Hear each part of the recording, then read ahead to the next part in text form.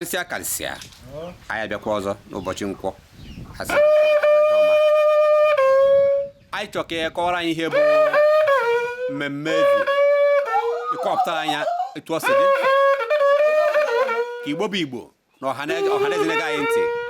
ọ mara gbanụ nkọwa anyị n'ụbọchị taa anyị abata n'obi gị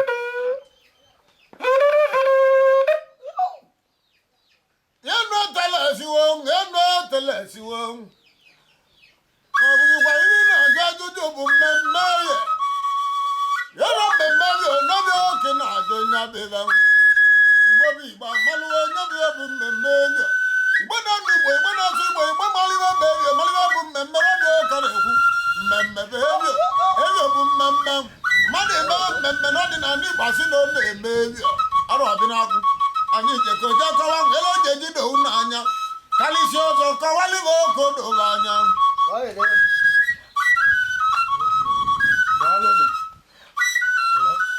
Abịa dịka omenala Igbo si eme mmemme Evio bụ mgbe mmadụ emetoli n'ime omenala ma n'ime ọdịnala Igbo dịka onye mere arụ mee nsọ ala onye abịa emetoliwo rie nne nyanwa bụ mmemme Evio mgbe ofu mmadụ bịa metolie mejuo mmụọ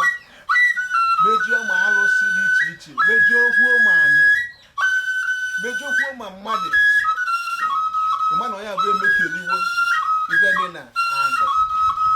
nyanwa bụ mmemme Evio onye metoli bụ mmemme Evio. Daalụ. anyị ekene gị anyị sị na ọ ga-adịrị gị mma dịka mmemme Evio anyị si kọwa ka isi kọwara anyị ihe bụ mmemme kedu ihe mmadụ ga-eme afụ na onye adịkwa na ọcha na mbụ bụ onye mee ife niile ahụ akpa ava ọbụzụkwana mmadụ ka nsị afụ ya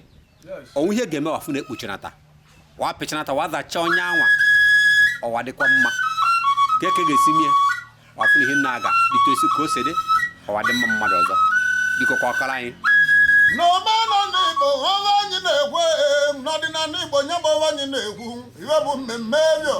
iwe dị ka alụ iwe dị ka